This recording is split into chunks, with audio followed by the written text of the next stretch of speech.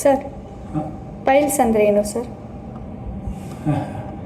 Motion ಹೋಗುವ ದಾರಿಯಲ್ಲಿ ಏನೇ ಸಮಸ್ಯೆ ಆದರೂ ಜನ ಅದನ್ನು ಪೈಲ್ಸ್ ಅಂತ ಹೇಳಿ ಕರೀತಾರೆ.